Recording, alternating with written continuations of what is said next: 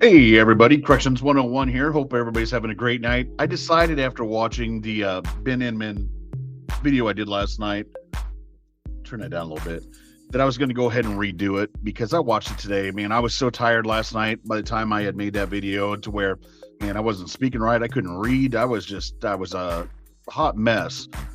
So we're going to be redoing this here just to make it a little bit easier to watch and listen to. As always, at the bottom of the screen there is Cash App, PayPal. My channel is not monetized anymore. I went like 3 years without making any videos.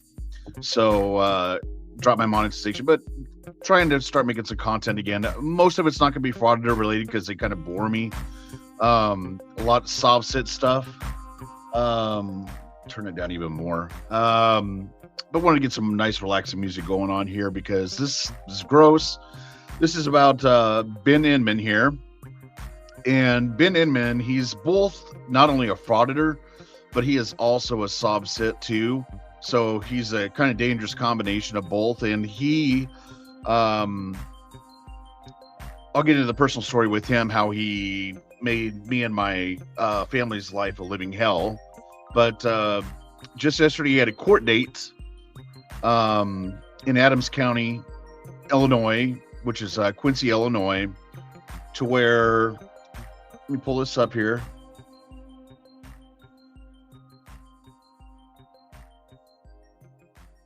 Second here.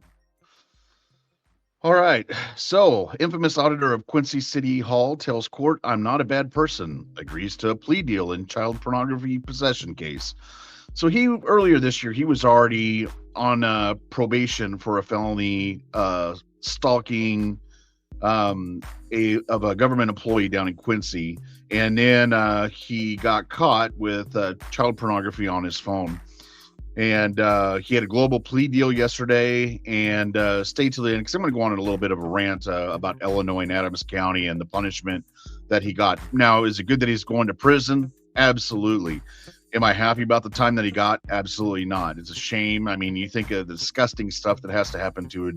And in this case, it was a child under the age of 13.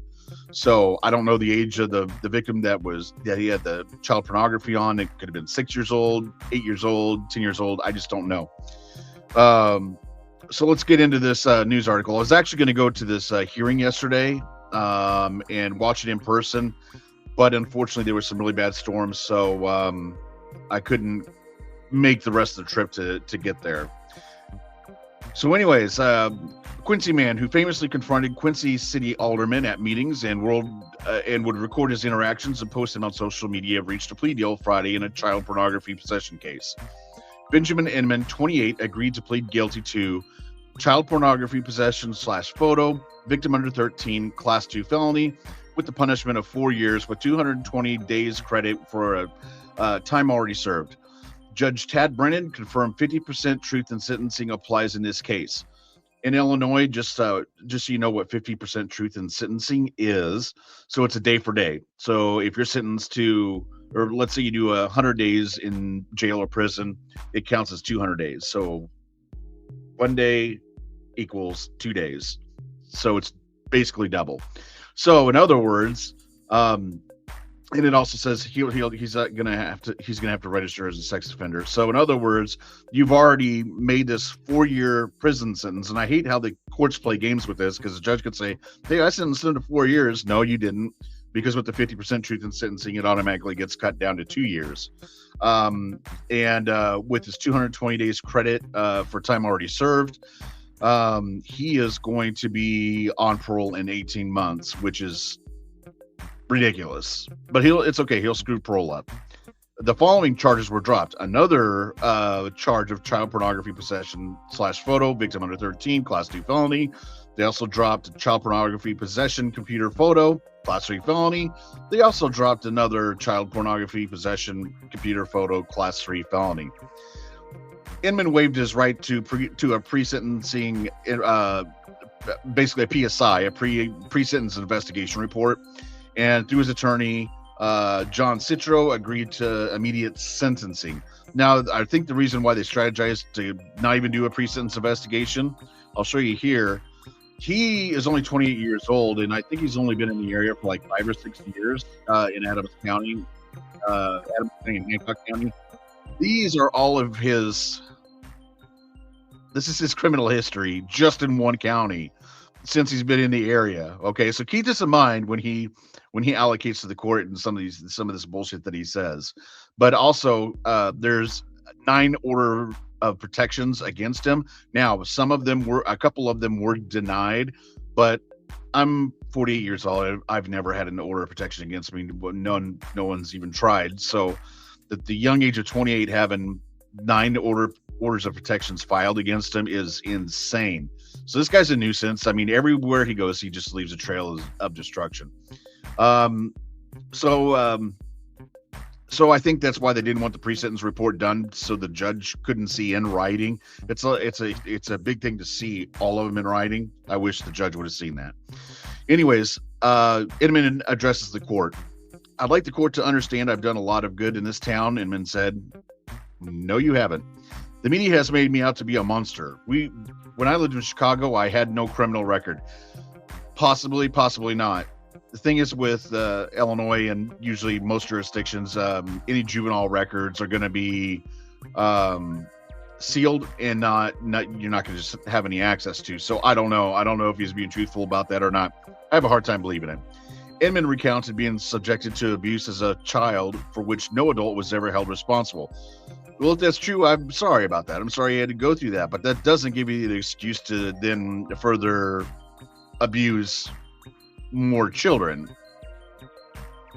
He said he grew up in DCFS, which is Department of Children and Family Services. He said when he came to Quincy to start his life over several years ago, he immediately began helping what he called homeless people. Press X to doubt. He told one story in particular of a former substance abuser he helped secure employment at the store where he was in security. He said the person is now an assistant manager at the store and has a family of her own. The funny thing about it, when he talks about that he was in security, he wasn't a licensed security guard. He was kind of the Jerry DeWitt of the security industry. He was running an unlicensed, bogus security company, driving around an old police car that he bought from an auction, and more on that later. Inman also told the court that through his Windy City auditor, which is another thing, somebody asked what his YouTube page was. It's this right here. Windy City Auditor has a whopping 102 subscribers. He also had another one that was called something like U.S. Constitution Audits or something like that. But he was harassing people so much on that one, YouTube actually nuked that channel. And I thought he had more subscribers than this on Windy City Auditor, so that his old one might have gotten nuked as well, and he had to start over. I'm not sure, but maybe he just never had that many followers. But as you can see, it's just all harassing government offices in Quincy, Illinois. Inman also told the court that through his Windy City Auditor YouTube channel, he collected more than $800 in donations he used to buy tents for people sleeping in Washington Park last year. Again, press X it out. There's no way. He said he did it without any media attention and kept maybe $100 for himself to pay gas. So this guy, when he was harassing me and my family, and I'll get more into that here in a minute, he wrecked his old police car. And the only reason he stopped harassing us and coming to Nauvoo, Illinois, and the reason why I can say Nauvoo, Illinois, is I don't live there anymore. I haven't lived there for years, so I can kind of talk more about, specifically where it's located. It's about 75 minutes away from Quincy, so he really went out of his way to come and harass us in a town of about 1,100 people. So the only reason he couldn't even buy a car or anything, so him just keeping $100 for gas doesn't make any sense. No. He says he did acknowledge some mistakes, among them hanging out with people who were two-faced. I regret ever coming to Quincy, he said. Quincy made me out to be something I'm not. People in Quincy are not good people. Projection. Like I said, I actually worked for Adams County in Quincy in corrections there for years. Know a ton of people from Quincy. They're amazing people, really, really good people. I actually love the city there. Great place to live, great place to work, a lot of good people there. So, he's just he's not taking any accountability. Inman was arrested in January, one day after he was released following a ruling of 30 months probation for making a threatening phone call to a city alderman on December 23rd, 2025. So he didn't even last on probation for longer than one day, and he violated it. Inman had a dust up with an alderman just days before the phone call. Inman spoke at the December 15 Quincy City Council meeting and played an unsubstantiated recording during his 3 minutes and called the alderman a piece of shit and a tyrant. Sound familiar? He also shouted out the alderman's address and recommended his removal from council. When it comes to the child pornography possession case, Inman blurted out in an earlier court appearance that it was a setup. He actually also said that the police department or the sheriff's department, whoever was going through his phone, that they actually put it on there themselves to set him up, which is ridiculous. Inman handed over his phone to authorities related to an investigation to a then city information tech employee who is facing trial for allegedly sending Inman harassing and threatening electronic communications. It was while searching the phone that a Quincy police detective found the child pornography. The trial date for the former IT worker has been pushed back because he is seeking funds for an expert witness. So there you go. Inman. So he's going to be in prison for about 18 months, and he's going to be out on parole after that. And it's amazing, and I know K-Far talked about it quite a bit, is that if you have a gaggle of frauditors and sovereign citizens, looking homeless on a street corner with GoPros and their cell phones up, you throw a stick at them, more than likely you're going to hit a child molester or some kind of a sexual offender. I mean, it's just amazing how they just keep popping up, child diddlers and sexual offenders. It is dang pretty gross. But the one other thing I wanted to get to is just the crap he put me through. So just because going over some of his videos and making fun of him about how much of an ass he was making of himself in Quincy, he was ruthless. He kept coming by my house. There was one night to where there was dead baby rabbits cut in half or quarters and thrown at my front door inside the house, and they were in front of my door. I couldn't even see it when I got home because I was working second shift. I get home about midnight, and then I just felt something under my foot and turned on my camera flashlight, and there was these dead rabbits at my front door, blood all over the place, entrails. It was really gross. And so we, at the time, my ex-wife and two boys, they stayed about a block and a half away from me. And so when I wasn't at work, the boys, one of the things they liked doing is coming over to my house. We had the family dog, 220-pound English Mastiff named Frank, and they'd come over, hang out with them. They'd watch some TV at the house. They'd raid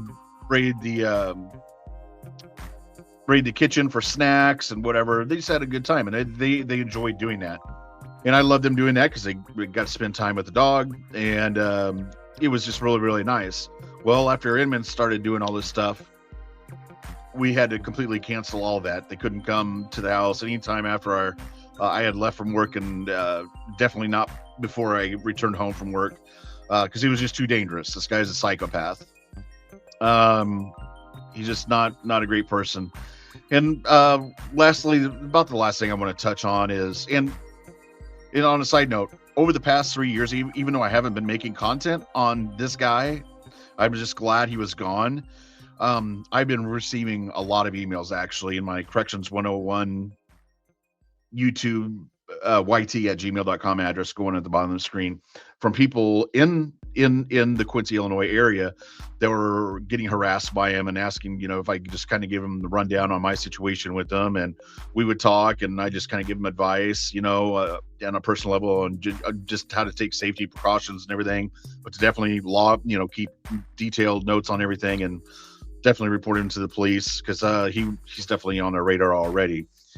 So it's just anybody he touches, man, it's just a swath of destruction in his background. Last thing I want to touch on is Adams County courts and the state of Illinois. You know, the past decade, I have worked in the criminal justice system. It's what I do in different things, whether it's corrections or probation, or I've had several different jobs. So I want to have faith and keep having faith in the courts. At this point, it's almost like, why have police officers go in and arrest scumbags like this when you have soft state's attorneys and judges who don't punish these guys? I mean, if with all the charges he was facing, if they stacked him, he was facing almost 50 years in prison. They could have given him an offer of 10 years, 15, 20 years, or hey, let's go to trial. You know, we have you dead rights, we have all this stuff. If you want to take the chance, fine, but the offer's 10 years. Why just essentially 2 years? You know, you're telling these victims who are under the age of 13, had terrible things done to them, either on video or camera or whatever, and sickos like this have it, and you're telling these victims that are under the age of 13 that all the crimes against them were worth was for 2 years in prison. It's absolutely unacceptable, and it's not just an Illinois thing, it's a New York thing, and it's a nationwide trend going on, coddling these. I'm trying to keep it PG. Last night I didn't. I'm trying to keep it PG. Coddling these people, these violent